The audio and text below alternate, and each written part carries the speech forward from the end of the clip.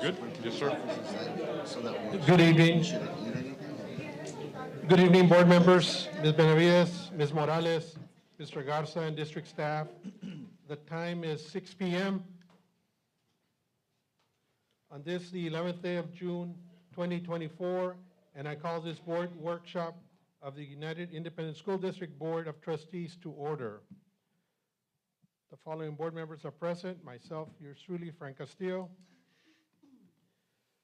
Let the record show that this workshop has been duly called and that notice of this workshop has been posted in accordance with Texas Open Meetings Act. We'll start with the Pledge of Allegiance.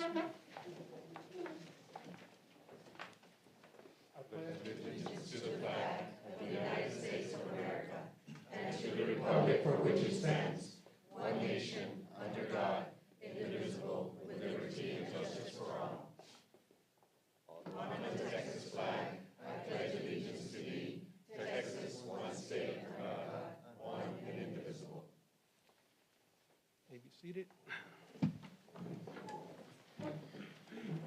We'll start or commence with the public comments. Any comment? Yes, Mr. Castillo, we have 3 comments. The speakers will be limited to 3 minutes per comment. First, we have Mr. Jose Ovando regarding the plan of finance. Yes, sir. And you'll keep track of time? Yes, sir. Thank you. Mr. Ovando, thank you. Welcome. Good afternoon. For the record, my name is Jose Ovando. I know that you weren't very much part of this, but last year there was an issue with a caniner that was given away to a private citizen.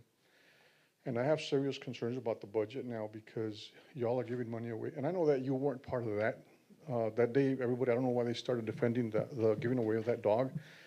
I don't know if you know this, but the dog returned to the service of the school district en la noche, entre susurros, and only criminals work like that. That dog was not brought back to the school district by voting in the board. I know that that time there were 3 or 4 board members that were defending giving that dog away, and you were not part of that. But I wish they would have been here because I think it's wrong that they don't bring that dog back the same way that it lived, voting through the board.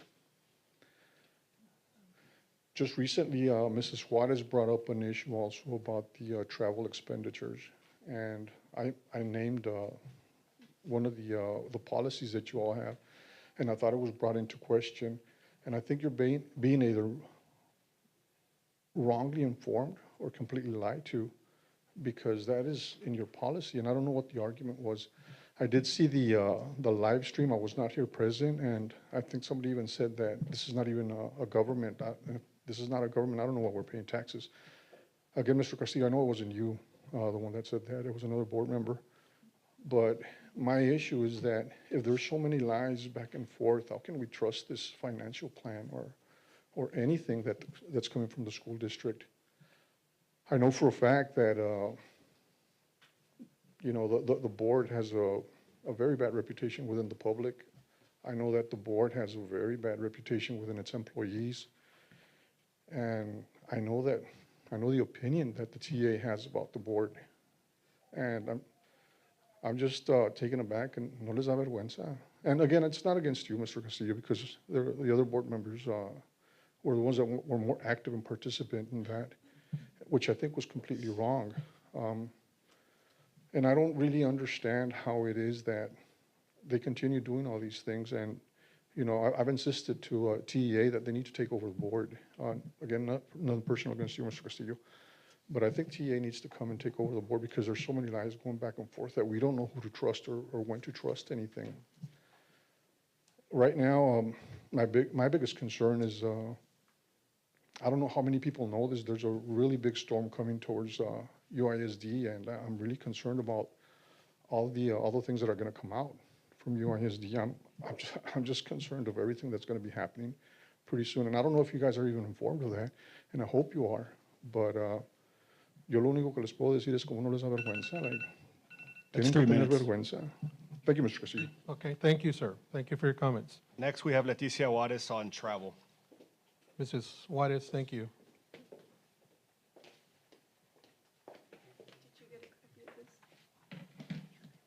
Yeah, I do have it.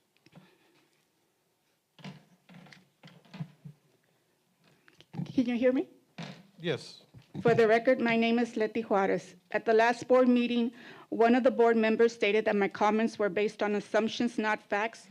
Here are the facts. Exhibit 1, Mr. Olvando's social posting depicts a lodging cost of $448 for each board member's travel. His posting states that the hotel cost exceeds the GSA lodging rate of $130 found in gsa.gov.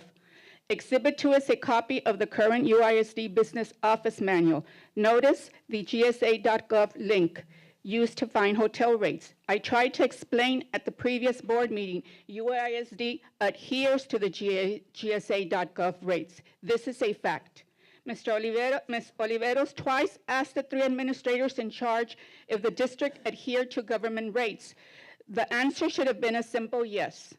Only 1 administrator responded. Mr. Garza stated Region 1 secured the hotel rates for every district that was booking rooms and all received the same rate as UISD. Exhibit 3 is a copy of the Rosebud webpage. On the upper right-hand corner, I circled the heading Hotels Block. The 5 hotels blocked for this conference can be seen in Exhibit 4. This is another fact. I emailed Region 1 because it was hard for me to believe that the Holiday Inn Resort would charge the same rate as the Comfort Inn and Suites. Exhibit 5 shows the email asking Region 1 if they secured the same rate for all school districts. Remember that Mr. Garza stated that every district that was booking rooms received the same rate as UISD because Region 1 secured the rates. Exhibit 6 is a copy of the response to my email. Region 1 is not responsible to secure rooms for any districts, and we are not responsible for the rates the hotels provide. Rates are based on hotel management decision. We are not responsible for the rates the hotels provide. This totally contradicts Mr. Garza's statement. So who is actually giving you facts and who's coming up with assumptions? You wanted facts, there they are. Mr. Olvando's posting was pointing out the fact that even though UISD policy adheres to hotel rates found in gsa.gov, for this trip, the hotel rate exceeded $130, yet the district opted to pay a much higher rate, close to $450. I resent the statements made by the board implying that my comments were based on assumptions. I do my homework. I research data and policies before I speak in front of the board. You don't have to agree with me, just like I don't have to agree with you. We can always agree to disagree.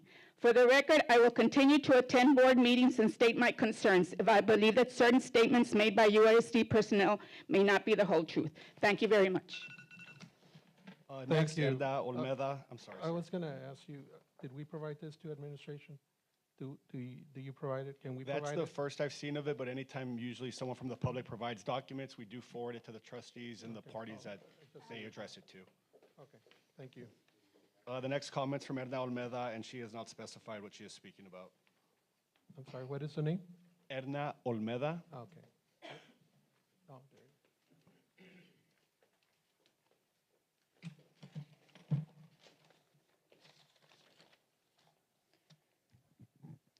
Good afternoon.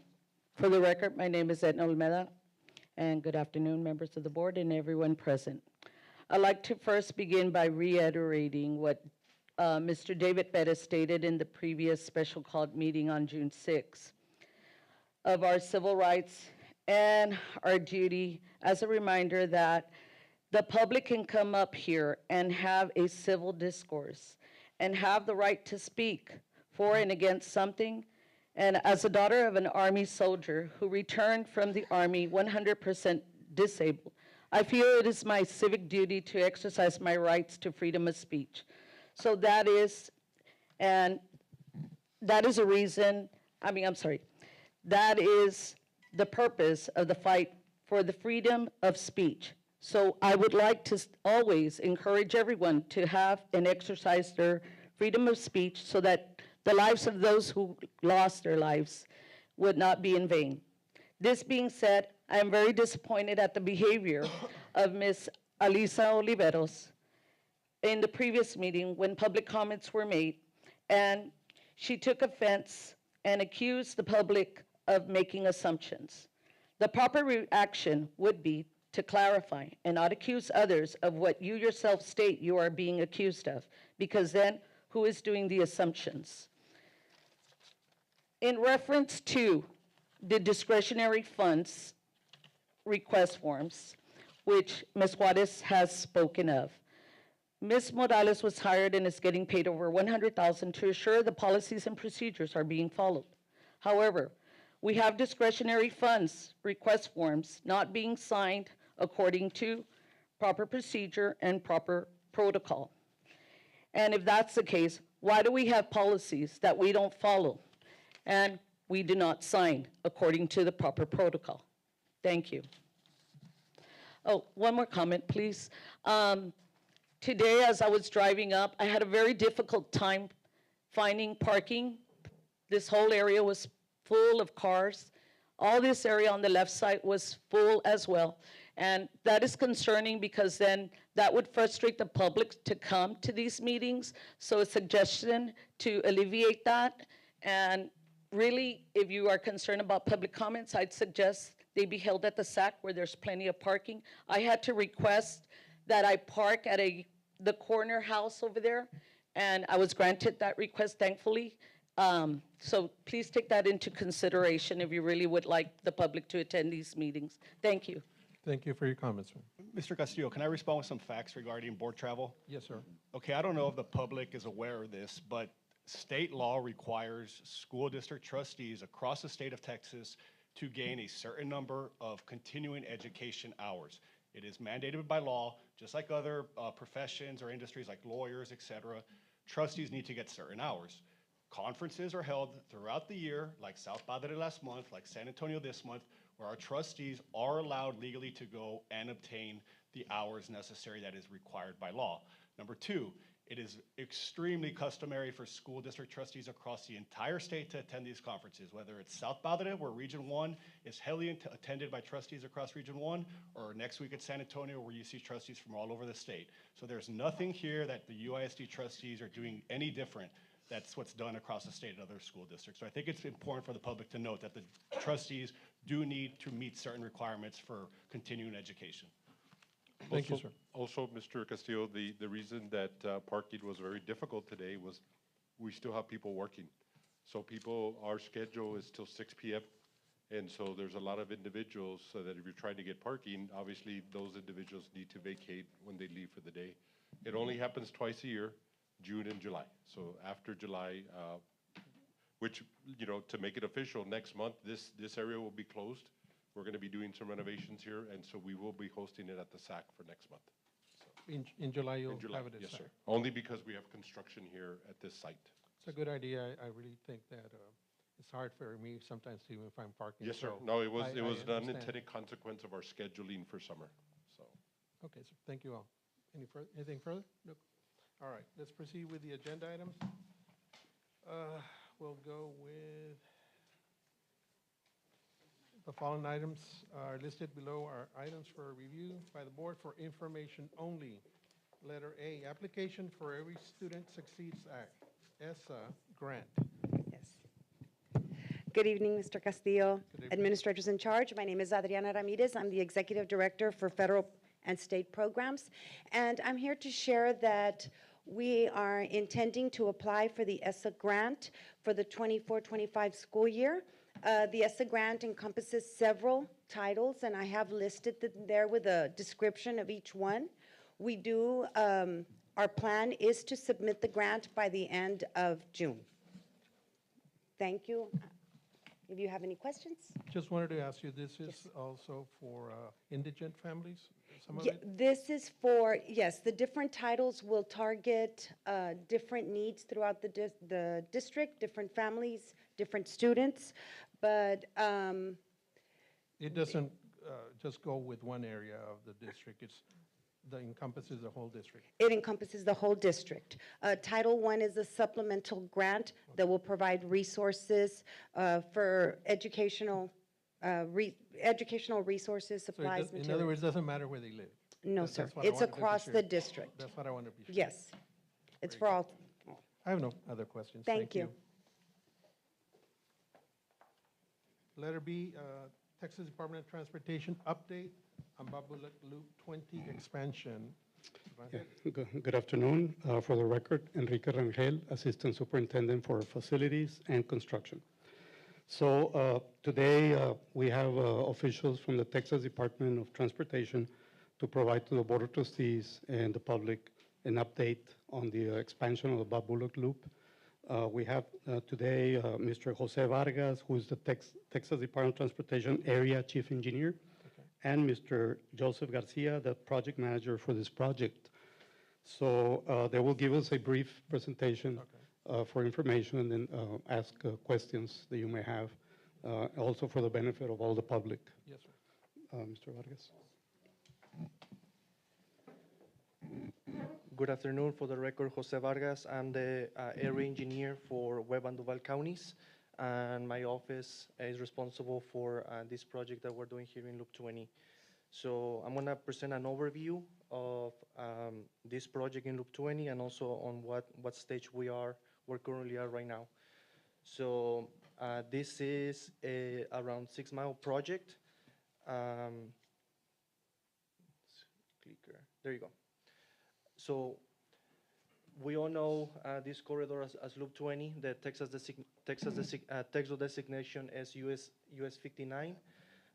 This roadway is going to be upgraded to interstate standards.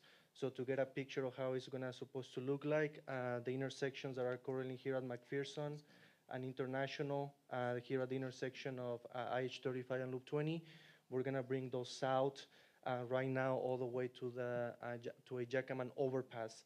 So we're going to be doing main lanes and frontage road.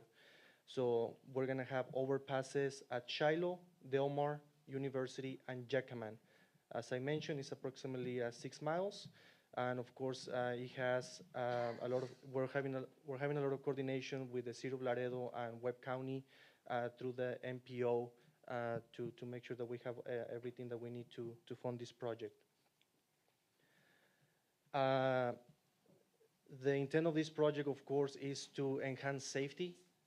We're going to separate the frontage roads from the main lanes.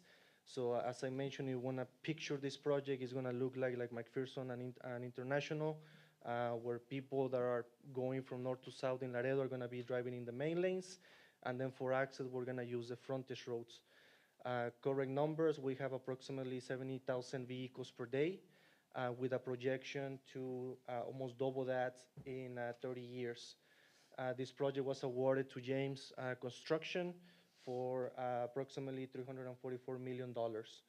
Just to give you a perspective, when I got the position of area engineer, this was the total allocation for Webb County. Right now in Webb County, we have almost $750 million, with one single project being 344. So that's the amount of funding that we're getting here to Webb County. This is for illustration purposes, this intersection on how it's supposed to look like. As I mentioned, we're doing main lanes, frontage roads, so we're going to have 3 lanes on the main lanes going. I know Loop 20 curves, but for this purpose, let's talk about southbound and northbound. So 3 lanes on each direction, and also 3 lanes on the frontage roads. And we're also reconstructing the pedestrian facility here on the east side of Loop 20. There's currently one user share access path, so we're going to reconstruct that also as part of the project to also accommodate pedestrians in this corridor.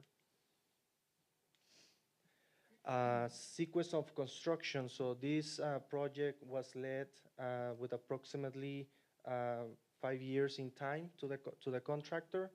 I'm going to run through the phases. So currently we are in phase 0. We acquired right away. Probably you have seen a lot of construction equipment in the area, maybe not a whole lot being built, because right now we're working on the underground structures. As you can see, we are relocating a water line that belongs to the City of Laredo. It was joint bidded. The City of Laredo is the owner of that line, but it was joint bidded in our contract. And the contractor is working here on underground structures for drainage in preparation to construct the northbound frontage roads. Again, weather permitting, this phase is approximately, between six months to construct this area, and again, start seeing frontage roads or payment being incorporated there into the project. For this phase, no major impacts to the current traffic. Pretty much we're working on the new acquired right-of-way, so we may have some closures there for traffic signal. As I mentioned, we are relocating also utilities, but again, it will not be a constant closure on the existing pattern of Loop 20. Phase 1, so phase 1 would be the construction of the northbound frontage road where you see here in yellow. This, again, we chose this randomly. The intersection shown here is at University. So in phase 1, we're building the northbound frontage road. Between phase 1 and phase 0, we're talking about 1.5 years of construction before we can actually start impacting the existing conditions in Loop 20. So this will be the phase 1 of the project here, the construction of the frontage road.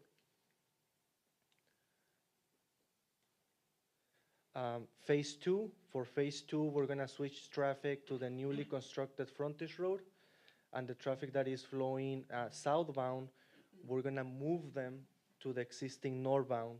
So we're just gonna jump them over the existing median, and that will allow us to reconstruct what is now the southbound main lane, which is gonna become the new southbound frontage road. So again, we're just gonna mirror, now we're gonna work on the west side of the roadway, and that will be a reconstruction. So that's gonna take a little bit more of time, since we also have to remove pavement to continue installation of underground structures and reconstruct the roadway. Once we have the northbound and southbound completed, we're gonna switch traffic to the frontage roads. Again, the intent is to have the capacity that we currently have. And now that the traffic is gonna be on the outside of the right-of-way, we're gonna be building the main lanes. So work of the main lanes includes, of course, concrete pavement. Everything is gonna be concrete pavement here. And that also, during this stage, we're also gonna be reconstructing the middle portion of the intersection and the overpasses. The frontage roads are gonna be completed at the same time, or will you do one side? Previously. So right now, we are working on the northbound. Once it's complete, we're gonna transfer the northbound traffic to the southbound, and then the southbound to the existing northbound, so we can reconstruct the southbound frontage road. Once they are complete, we're gonna move the southbound traffic back to the newly constructed frontage road, and we're gonna work. If you remember, that's how we did International and McPherson. That we already had the frontage roads and we were working in the middle. Here we'll have to do some traffic or some switching of traffic until we get to that point where we have the traffic on the outside and we're working in the middle. Will the traffic be able to traverse from, let's say, Del Mar from one side to the other? There's gonna be new layouts here of the intersection, but we wanna maintain access as much as possible. It's gonna be interruptions, of course, when we're building drill shafts, columns, beams, but the intent is to work off-peak hours, weekends, nights, and again, there will be times that the traffic is gonna be impacted, and we've been coordinating with Mr. Rangel that will notify the district once we are scheduling a major switch, so you can also plan your routes. Transportation? Yes. So again, phase 3, I'm just showing one intersection here, which is Del Mar, but we'll have to do the same for Jackman, University, and Shiloh, and of course, this one here on the screen is Del Mar. Last but not least, we'll be wrapping up the project, striping, put traffic to ultimate configuration, which means opening the main lanes. So again, traffic going from South Laredo to North Laredo or vice versa can go on the main lanes. Frontage road will be for access. Intersections will be controlled by traffic signals. We're gonna have a concrete barrier in the middle, again, to enhance safety. And we're gonna have continuous illumination with high mast. At this stage, we'll be putting signs, striping, painting, and again, just to wrap everything up. But at this point, we expect traffic to be already in final configuration. Last but not least, help us end the streak. Since November 7 of 2000, we haven't had 0 fatalities in our roadways. So again, I encourage, please have empathy for construction workers. Put your phone down, drive as per the posted speed limit, and please be mindful that the workers also have a family that they wanna return home at the end of the day. Absolutely. Right.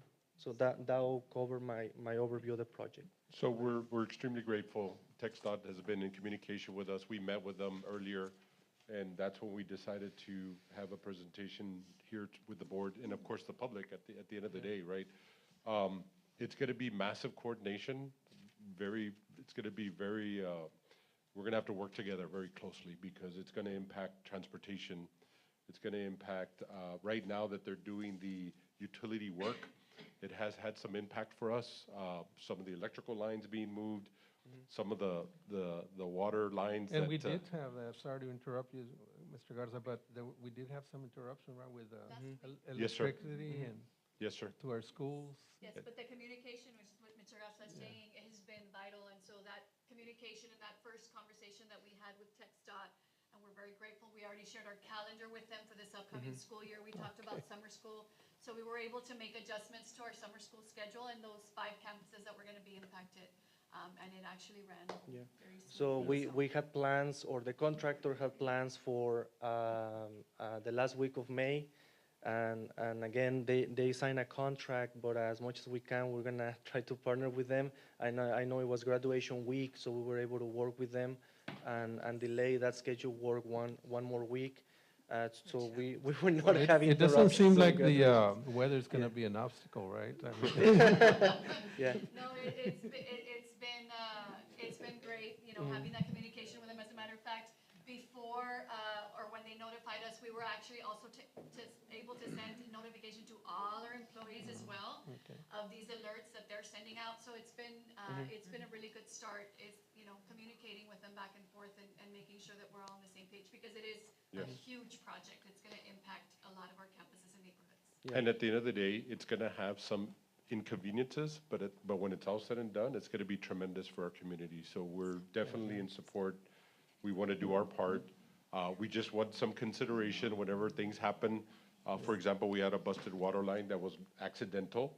That was a scary moment because we looked like we had to shut down 10 schools, but they were able to get it up and running, so we didn't. So those things will happen in these type of projects. So again, we're very grateful for their cooperation. So just to clarify something, as part of this project, there are utilities being relocated that they belong to either private entities, whether it be a gas line company, electrical company, and we also have the City of Laredo water line. Those do not belong to TxDOT. They are being relocated as part of this contract. And again, things happen along the way, and we'll try to communicate to at least give you a heads up. But they are in control of their utilities. They are the owners. Right. Our commitment to the district was to give you a heads up, even on third-party operations, so you have a notification that something can happen. But again, the details will have to be communicated from the owners of those utilities, whether it be interruption to power, interruption to gas, and those will have to come through the private entities. And do they but- contact you directly, sir, or do they contact somebody else, those private entities? We know that they're gonna have operations, but they need to notify their clients. Oh, I see. Yeah. So just to give you an example, the water line that happened, the drawings had one thing, and so when they were digging, they didn't realize that the line was there, right? So that's gonna happen. Those are situations. Really, what we're asking and practicing is patience. At the end of the day, there's gonna be interruptions, but we'll deal with it as we go along. Everybody's ready and poised to do that. So we'll be sending notifications through our public information officer, which is Mr. Raul Leal. And I offer, once we are at that stage where we're gonna have major traffic switches, we can come and present, so you can plan your routes accordingly as well. Can I throw in something that I've always wondered? Now that we're here Okay. talking about this, you know, when I've driven to San Antonio, right past the, not the checkpoint, but the rest area, that's right there, but cuts off to Highway 83. Anytime there's a road accident past that, seems like traffic is just stopped. And they deviate you, they route you out toward Carrizo Springs and then to cut across the Columbia Road. Is there anything else that we could do not to interrupt the traffic Yes, flow? I was not prepared to discuss dates, but I can tell you that we are working on adding a third lane to IH-35, and US 83 has been designated as Interstate 27. So we're also working in plans to expand that corridor as an interstate, which is called Ports to Plains. So that route of US 83 will take you toward the Great Plains. And we're also planning on adding capacity to IH-35.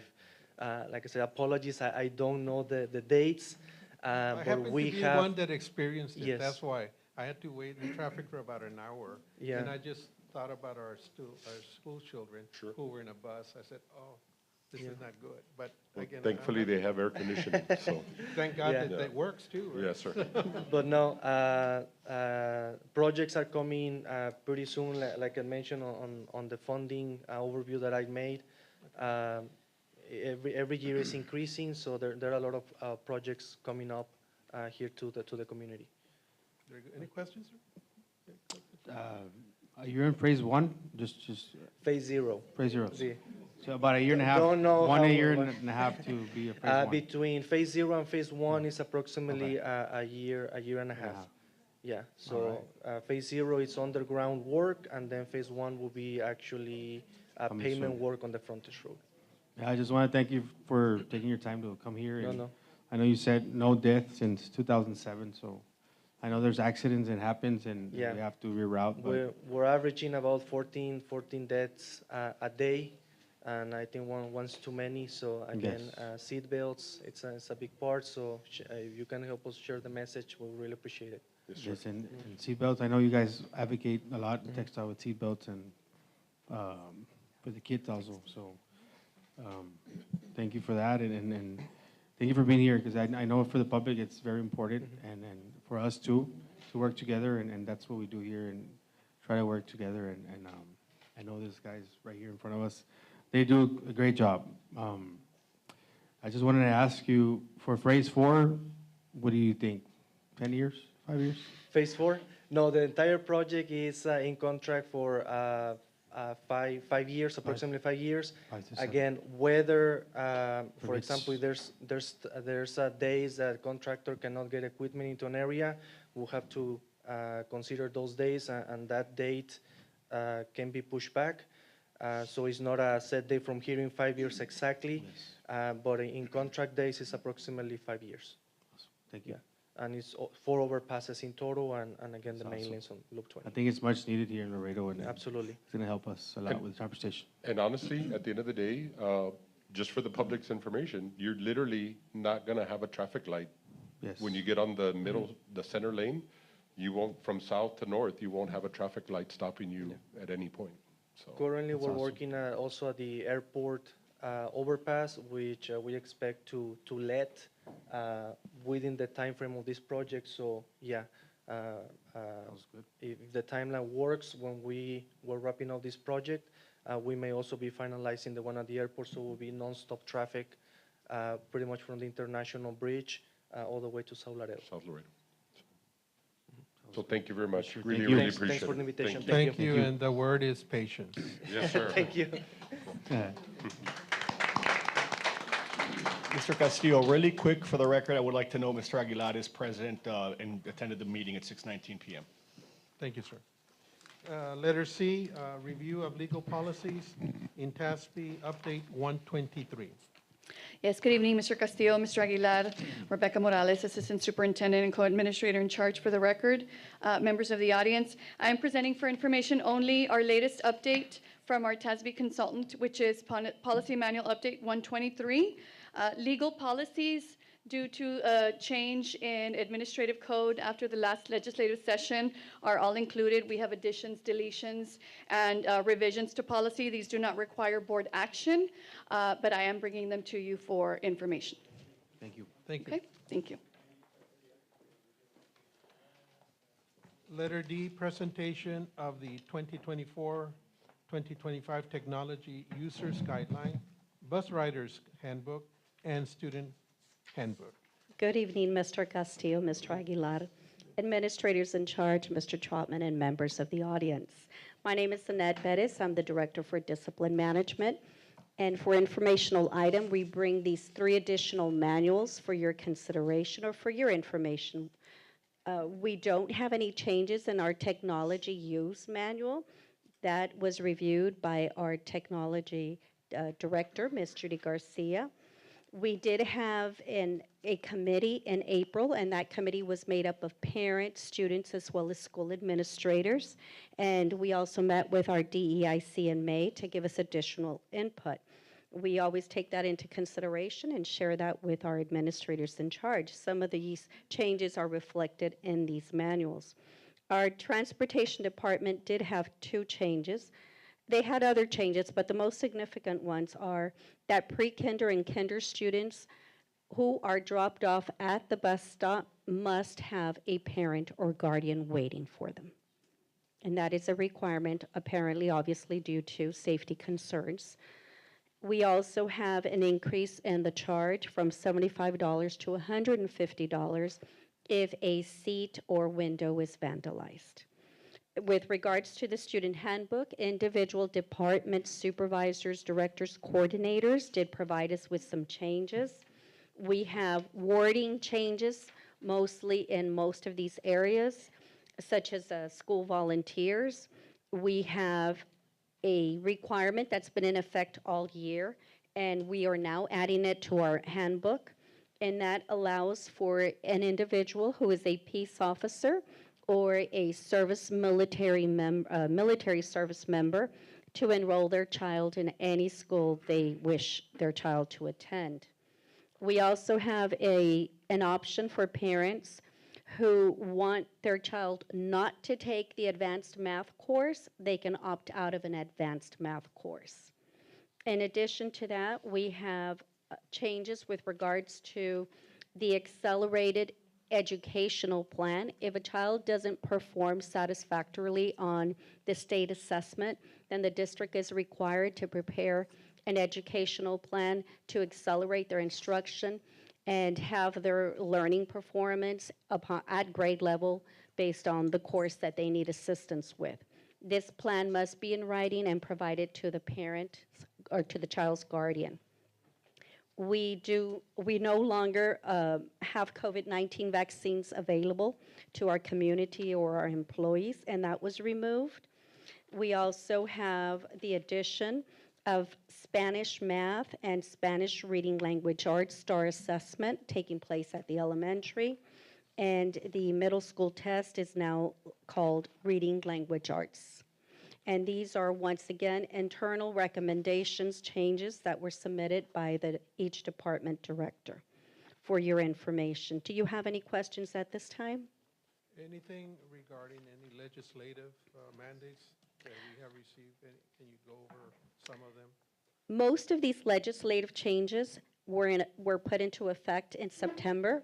And by then, we had already printed our manual, and that's why they're not reflected in our manual. So these have been practices that we've been utilizing all school year. That is correct. We're just formally bringing them to you for. Yeah, the legislative summers are the crazy ones where we have to get everything knocked out quickly, and they were all incorporated last year, so. I know because they had special call meetings, and so I just want to make sure that we have a updated Yes, sir. version. And each department director has sent in their changes with regards to their specific area. And this is, once again, for informational item. This is not the student code of conduct. You'll see me again in a few minutes. Thank you. Thank you.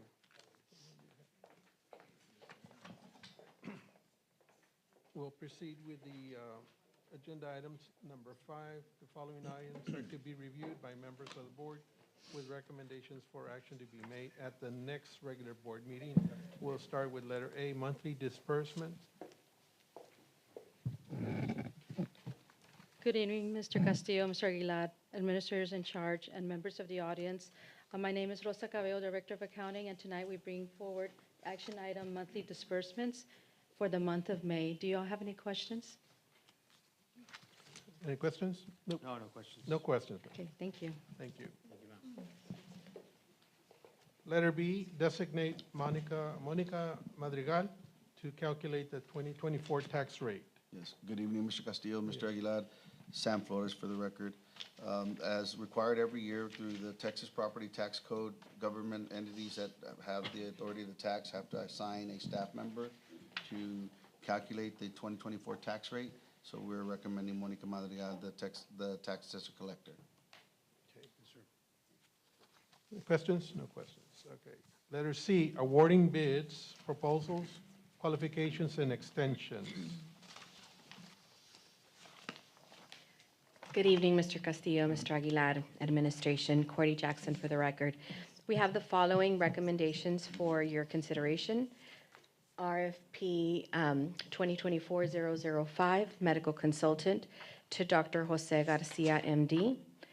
RFP 2024-004, LED marquee maintenance and repair, to M1 Networks. And then we have eight renewals for your consideration, Any questions? and one extension. Any questions? No questions? Thank you, ma'am. Thank you. Letter D, plan of finance. Good evening, Mr. Castillo, Mr. Aguilar. Laida Benavides for the record.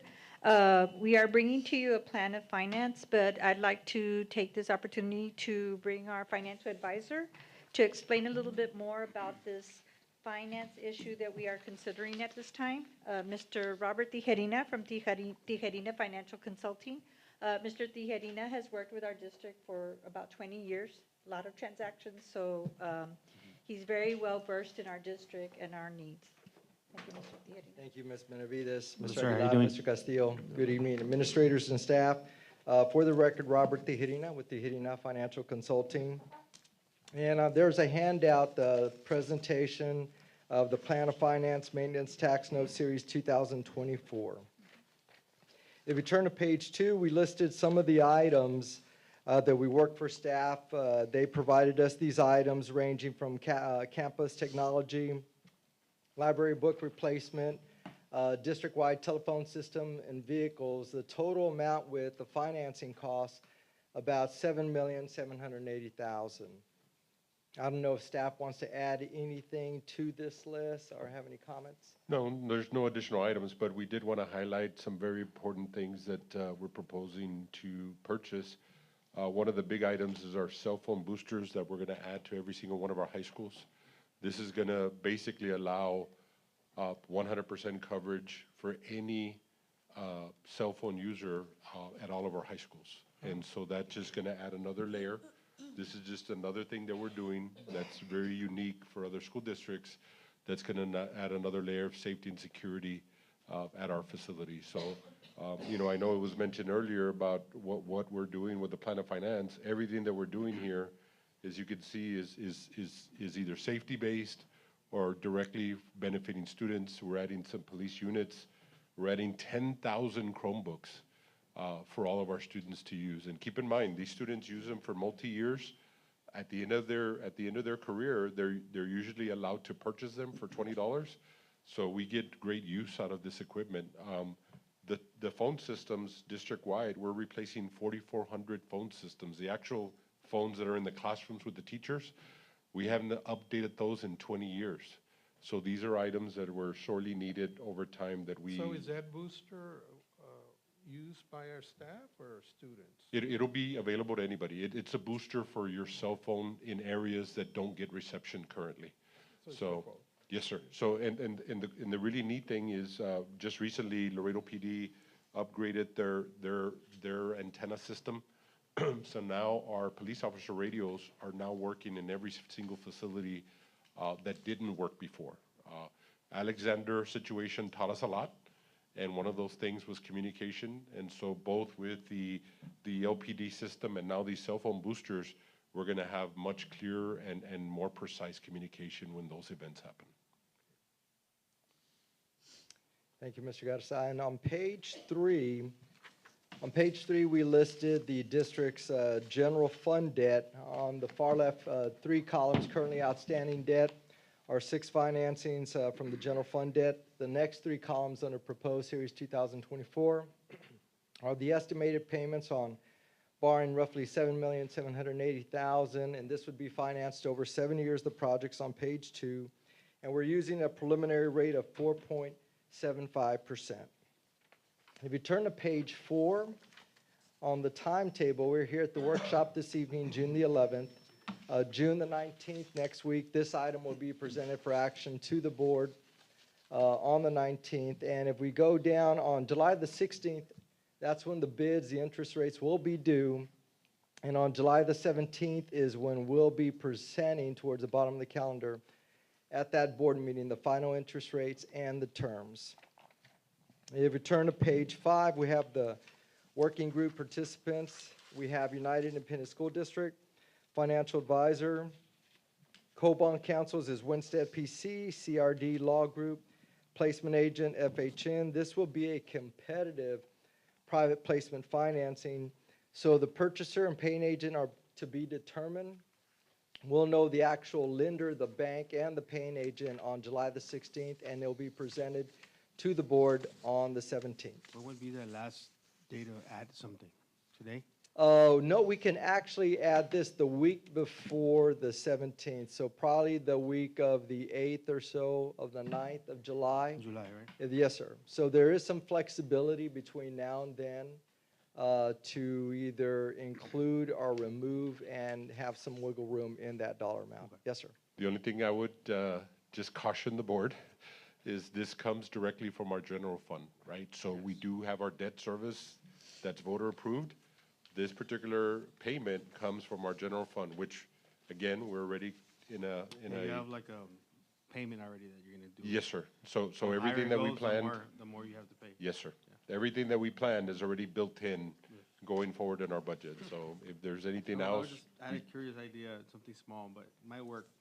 I don't know. Okay, we'll So I'll shoot discuss it it. in. Yes, sir. Any questions, Mr. Regarding the Castillo? purchase from paying agent, is that to be determined? Yes, sir. On the 16th, since this will be privately placed and competitive, Okay. the placement I agent. mean, you don't just use last year's or whoever did it. No, because we want to make it competitive, and the placement agent, FHN, will send this presentation along with the audits and other information to at least 25 to 50 banks, in-state, out-of-state. And on July the 16th, we'll have all the bids due, the interest rates.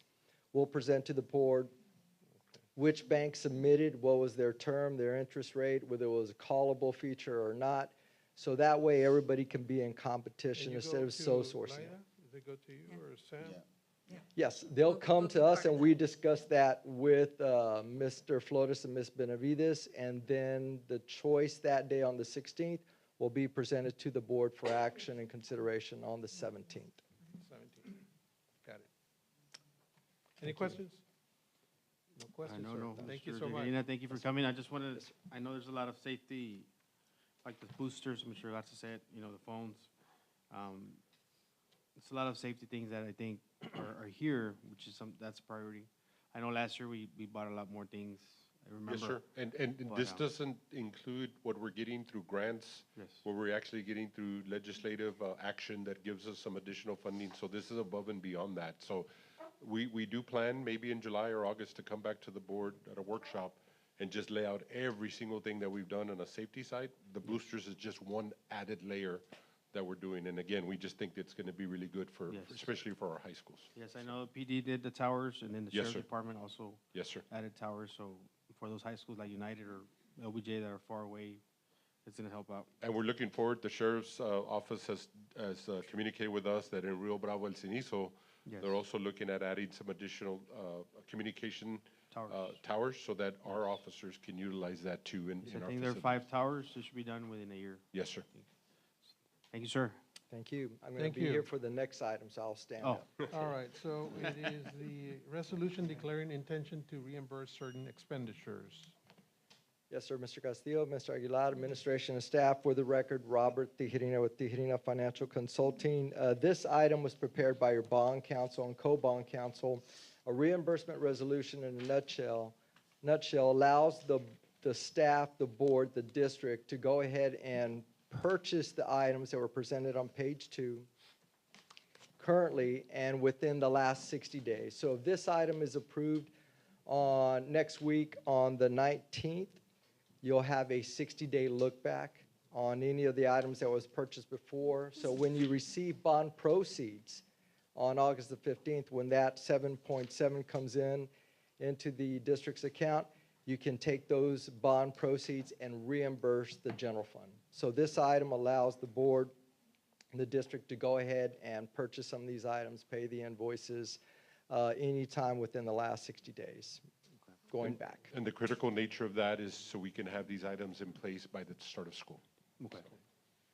Sounds good. Very good. Any And- questions? On the transportation department, it says 4 type A buses. How Yes, many? sir. So we're looking at experimenting a little bit. You know, we use all of our larger buses for every single trip, whether it's in town or out of town. Yes. So these are smaller units. They usually fit about 14 to 15 individuals. And so we want to kind of see if we could be a little bit more efficient in having smaller units to be able to, for example, our golf team or a small tennis team or something like that, where we can transport Have an them option. either in-house or in town or out of town with not having to use a full bus to do Yes. that, so. Sounds good. No questions, sir. Thank you so And much. again, thank you for allowing my firm the opportunity to represent the district as your financial advisor. Appreciate it and hope everybody has a great night. Yes, sir. Thank you. Thank you, Robert. Continuing, we have letter F, low attendance day waiver for United Independent School District for May 29th, 2024. Hello, ma'am. Good afternoon, Mr. Castillo, Mr. Aguilar, administrators in charge, and members of the audience. For the record, my name is Thelma Martinez, Director of Attendance, and this evening I bring before you 2 attendance waivers for your consideration. I will be covering items 5F and 5G. The first waiver is for low attendance, and this recommendation is based on the following. Districts or campuses may ask for a low attendance waiver on a day that school was held, but that attendance was at least 10 percentage points for the district or for a specific campus from the prior year. Although the district was open for instruction on May the 29th, the district did experience low attendance due to inclement weather the night before, as we know, the storm that hit Laredo. On that day, which was the 29th, an attendance rate of 76.29%. We had that percentage, which is a difference of 16.81%, a difference from the 93.1% of attendance for the school year 22-23. Therefore, the district is able to apply for a waiver.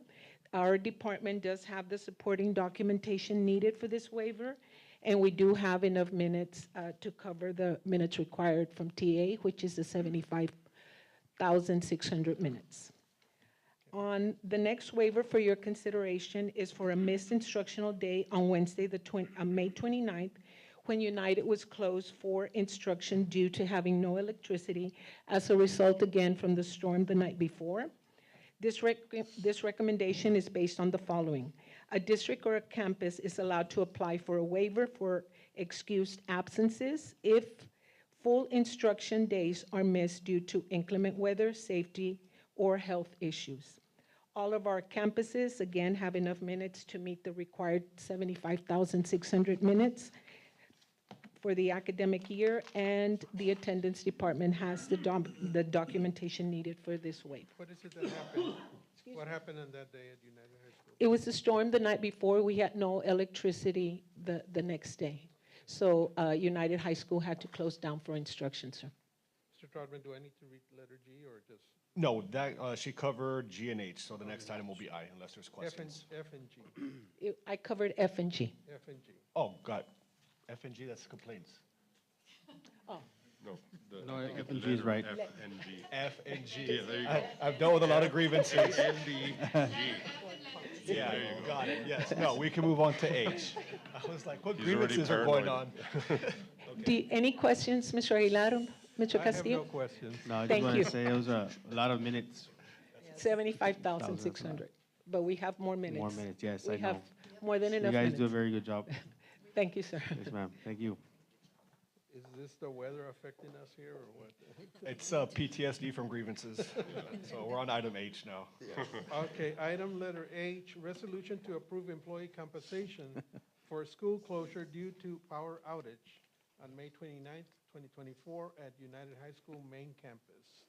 Yes, for the record, David Canales, Associate Superintendent for Human Resources. Good evening, Mr. Castillo, Sure. Mr. Aguilar, and the members of the audience.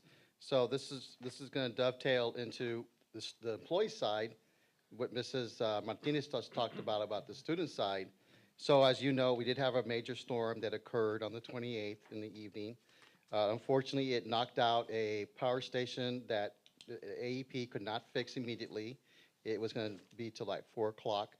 So for consideration, we recommend the USD Board of Trustees approve a resolution, which I included, for employees to be compensated because of that emergency closure, only at the United High School main campus due to the power outage, since we couldn't get in there. Any Yes, questions? sir, no questions. No questions. Thank you. Yes, thank you. Letter I, United ISD's T-TES, yeah, and T-PES, appraisal calendar for the 2024-2025 academic year. So every year, the Human Resources Department brings a calendar for your approval. So for consideration, we recommend the approval of the UISD T-TES, T-PES appraisal calendar for the 24-25 academic year. But I want to make a notation, if we can just go a little further down. Further down as far as, you mean? There it is. See where the yellow part is? So we're still waiting for WBCA to decide on dates. I know we have to come back later and change the calendar. So that yellow part has to do that dates that administrators cannot perform a formal observation. So that way I don't have to come back. I just want to, precurse this Yes. and just say, once we have that information, I'll go ahead and change it automatically, as long as you all approve that. Yes. Yes, sir. Any questions? No questions. Thank you, sir. Thank you. Letter J, 2024-2025 Student Code of Conduct. Internally, recommended changes and authorization to legal counsel to modify as deemed necessary or required by law. Yes, ma'am. And I'm back. Annette Bettis, Director for Discipline, for the record. We do have a few internal recommended changes, and one of those, of course, we did remove all the virtual remote learning classroom conduct, since that is no longer the practice at UISD. There aren't any changes to our dress code for this coming school year. Everything remains in place. With regards to BYOD, that was removed. Bring your own device was when students were allowed to utilize their cell phone as an instructional tool. That's when we didn't have a Chromebook for each individual student. Since every child is provided with a Chromebook, there is no need for them to use their own individual device, whether it's a cell phone or their own laptop, for instructional purposes. Their Chromebook allows for that. The other change that I want to mention to you, this was a legislative change last school year, but we are rewarding our student code of conduct this school year. And that's with regards to controlled substances, marijuana, THC, and electronic cigarettes. It used to be one sentence, and the state has now asked us to list it as 3 different types of offenses. So we have THC and marijuana as a listed violation. Then we have e-cigarettes as another mandatory listed violation. And the third one is controlled substances, which is another listed violation. They were all in one sentence. Now they want it broken down into those 3. In addition, there was some confusion with regards to possession of residue. We removed the word alcohol or controlled substance. The only residue we are taking into consideration for that item is residue of marijuana, which would be seeds. There is no alcohol residue or controlled substance. That falls under the mandatory section. We also wanted to share with our public that we do abide by David's Law, and if there's any questions with regards to a child being bullied outside of school, they should certainly reach out to our school administration counselors, United ISD, and let us know so that we can help them resolve that issue. Yes, ma'am. And those are all the changes that I feel are significant for this coming school year. The request for you this evening and next week will be to approve these internally recommended changes and allow legal counsel to make any additional changes as they deem necessary. You said legislatively there were some changes that it broke it up to 3 different violations instead of just 1, is that That is correct. And that is more of a state reporting feature that they have. So they want us to report how many e-cigarettes offenses we had, how many were THC or marijuana violations, and how many were controlled substance. Before we would report any of those under one state PIMS code. Don't you need to get some kind of a lab report for that, or to determine the substance? It's just THC, I think. So most of our contraband that is confiscated is tested by our police department, and they do have the testing kits for those. 1, 2, oftentimes we will have the student who tells us exactly what it contains because they purchased the item, they know what the contents are. And other times, the label in and of itself, we research that and we find out what the contents are. So we have different ways of being able to identify what's in the It contraband. doesn't have to go to a lab, I guess. That's my concern. Most of these cases, some of them are being prosecuted and some of them are not. That would be something that our police department would handle. But they're using their internal drug testing kits to identify what it contains. If a case is going to be prosecuted, then we anticipate that they will require the Department of Transportation to perform a laboratory test on that contraband. DPS, maybe. That is correct. All right. Any other questions you may have? No questions. Thank you. Have a good evening.